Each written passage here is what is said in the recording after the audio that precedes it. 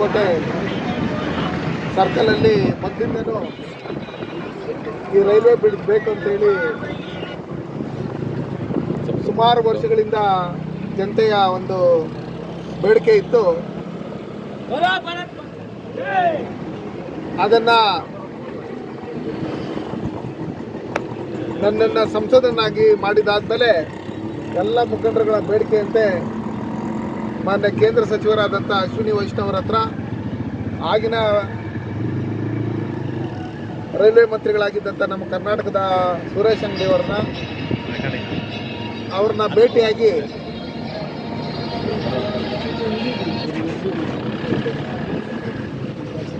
ಈ ಬಂಗಾರಪೇಟೆ ತಾಲೂಕಿಗೆ ಇದು ತುಂಬ ಅವಶ್ಯಕತೆ ಇದೆ ಅಂತ ಹೇಳಿದಂಥ ಸಂದರ್ಭದಲ್ಲಿ ಇಲ್ಲಿ ವೆಹಿಕಲ್ಗಳು ತುಂಬ ಕಡಿಮೆ ಈ ಭಾಗದಲ್ಲಿ ಓಡಾಡೋದು ಅಂತ ಹೇಳಿ ಮಂತ್ರಿಗಳು ಹೇಳಿದಂಥ ಸಂದರ್ಭದಲ್ಲಿ ನಾವು ಕಪಾಲಿ ಶಂಕರ್ ಅವ್ರಿಗೆ ಮತ್ತು ಅನೇಕ ನಮ್ಮ ಮುಖಂಡರಿಗೆ ಹೇಳಿ ಈ ಬ್ರಿಡ್ಜ್ ಹತ್ರ ಒಂದ್ಸಲಿ ನಾನು ಫೋನ್ ಮಾಡ್ತೀನಿ, ವಿಡಿಯೋ ಕಾಲ್ ಮಾಡ್ತೀನಿ, ನೀವು ದಯವಿಟ್ಟು ಮಂತ್ರಿಗಳಿಗೆ ಅದನ್ನು ನಾನು ನೋಡಿಸ್ಬೇಕು, ಅಲ್ಲಿ ಹೋಗ್ರಿ ಅಂತ ಹೇಳಿದಂಥ ಸಂದರ್ಭದಲ್ಲಿ ಇವರೆಲ್ಲ ಬಂದು ಇಲ್ಲಿ ವಿಡಿಯೋ ಕಾಲ್ ಮಾಡಿದಾಗ ಅಶ್ವಿನಿ ವೈಷ್ಣವ್ ಅವ್ರಿಗೆ, ಕೇಂದ್ರ ರೈಲ್ವೆ ಸಚಿವರಿಗೆ ನಾವು ನೋಡಿಸಿದಂಥ ಸಂದರ್ಭದಲ್ಲಿ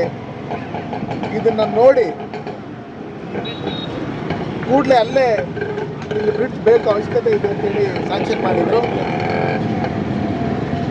ಅದಕ್ಕೂ ಮೊದಲು ನಾವು GM ಅವ್ರನ್ನ ಇಲ್ಲಿ ಸ್ಪಾಟ್ ಇನ್ಸ್ಪೆಕ್ಷನ್ ಕರ್ಕೊಂಬಂದಿದ್ರಿ, ಸುರೇಶ್ ಅಂಗಡಿ ಅವ್ರನ್ನ ಇಲ್ಲಿ ಸ್ಪಾಟ್ ಇನ್ಸ್ಪೆಕ್ಷನ್ ಕರ್ಕೊಂಬಂದಿದ್ರಿ. ನಾವು ಸಂಸದರಾಗಿದ್ದಂಥ ಸಂದರ್ಭದಲ್ಲಿ ಇದನ್ನು ಬುದ್ಧಿ ಪೂಜೆ ಮಾಡಿ ಈ ರೋಡ್ ಅಗಲೀಕರಣ ಮಾಡಬೇಕಂತೇಳಿ ಮನೆಗಳೆಲ್ಲ ಹೋಗುತ್ತೆ ಅಂತ ಹೇಳಿದಂಥ ಸಂದರ್ಭದಲ್ಲಿ ಮಾರ್ಕಿಂಗ್ ಮಾಡಿದರು. ಯಾವುದೇ ಮನೆಗಳಿಗೂ ತೊಂದರೆ ಆಗಬಾರ್ದು ಅಂತೇಳಿ ರೈಲ್ವೆ ಇಲಾಖೆಗೆ ಸೇರಿದಂಥ ಕಾಂಪೌಂಡನ್ನು ಹೊಡೆದು ಅಗಲೀಕರಣ ಮಾಡಿ ಮನೆಗಳಿಗೆ ಸ್ಥಳೀಯರಿಗೆ ತೊಂದರೆ ಕೊಡಬಾರ್ದು ಅಂತೇಳಿ ಏನು ಕಾಮಗಾರಿ ಅವತ್ತು ಶುರು ಮಾಡಿದ್ರಿ, ಅದು ಇವತ್ತಿಗೆ ಫಿನಿಶ್ ಆಗ್ತಾ ಇದೆ. ಈಗಿನ ರೈಲ್ವೆ ಸಚಿವರಾದಂಥ ವಿ ಸೋಮಣ್ಣವರು ಮತ್ತು ಕೇಂದ್ರ ರೈಲ್ವೆ ಮಂತ್ರಿಗಳಾದಂಥ ಅಶ್ವಿನಿ ವೈಷ್ಣವ್ ಅವರು, ಈಗಿನ ಸಂಸದರಾದಂಥ ಮಲ್ಲೇಶ್ ಅವರು, ನಾವೇನು ಕಾನೂನು ಪ್ರಕಾರ ಅವರು ಏನು ಪ್ರೋಟೋಕಾಲ್ ಇರುತ್ತೆ ಅದ್ರ ಪ್ರಕಾರ ಅತಿ ಶೀಘ್ರದಲ್ಲೇ ಇದನ್ನು ಜನರಿಗೆ ಸಮರ್ಪಣೆ ಮಾಡಬೇಕು, ಲೋಕಾರ್ಪಣೆ ಮಾಡಬೇಕು ಅಂತೇಳಿ ಈ ಮೂಲಕ ನಾನು ವಿನಂತಿ ಮಾಡ್ತೀನಿ. ಇಲ್ಲಿ ಏನು ಇನ್ನೂ ಸಣ್ಣ ಪುಟ್ಟ ಕೆಲಸಗಳಿದೆ ಅದನ್ನೆಲ್ಲ ಪೂರ್ಣ ಮಾಡಿ ಇಲ್ಲಿ ಸ್ಥಳೀಯವಾಗಿರ್ತಕ್ಕಂಥ ಶಾಸಕರು ಹಿಂದೆ ಹಳೆ ಬ್ರಿಡ್ಜ್ ಏನಾಗಿದೆ, ಹಳೆ ಬ್ರಿಡ್ಜ್ ಮೇಲೆ ಇರ್ತಕ್ಕಂಥ ಮಣ್ಣನ್ನು ಗಿಡನೂ ಕ್ಲೀನ್ ಮಾಡಿಲ್ಲ. ಆ ರೀತಿ ಒಂದು ಬ್ರಿಡ್ಜ್ ಆಗಬೇಕಂದ್ರೆ ತುಂಬ ಶ್ರಮಪಟ್ಟು ಅನೇಕ ವರ್ಷಗಳ ಬೇಡಿಕೆ ಇದ್ದಂಥ ಈ ಬ್ರಿಡ್ಜನ್ನು ಇವತ್ತು ಫಿನಿಶ್ ಆಗಿರ್ತಕ್ಕಂಥ ಸಂದರ್ಭದಲ್ಲಿ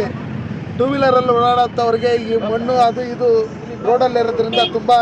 ತೊಂದರೆ ಆಗುತ್ತೆ, ಆಕ್ಸಿಡೆಂಟ್ಗಳಾಗೋಂಥ ಸಂಭವ ಇರುತ್ತೆ. ರಾಜ್ಯದಲ್ಲಿ ಅವ್ರದ್ದೇ ಸರ್ಕಾರ ಇರೋದ್ರಿಂದ ಈ PWD ಅವರು ಇದನ್ನೇನು ಮೇಂಟೆನೆನ್ಸ್ ಮಾಡಬೇಕು ಅದನ್ನು ಒಳ್ಳೆ ರೀತಿಯಲ್ಲಿ ಮೇಂಟೆನೆನ್ಸ್ ಮಾಡಿ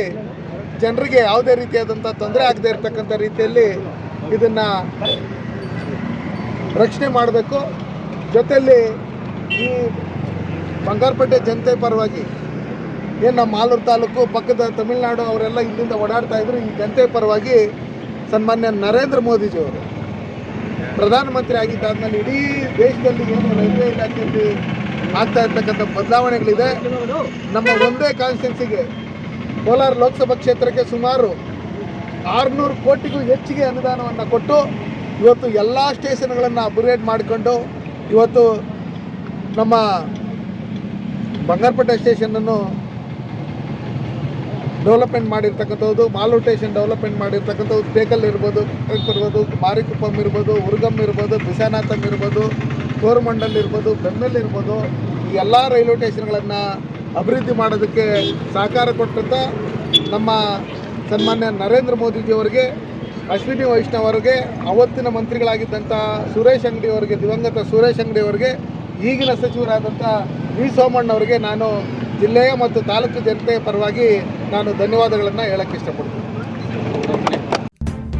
ನಿರ್ಮಯ ಮೀಡಿಯಾ ಚಾನೆಲ್ ವೀಕ್ಷಿಸಿ, ಸಬ್ಸ್ಕ್ರೈಬ್ ಮಾಡಿ, ಲೈಕ್ ಮಾಡಿ, ಶೇರ್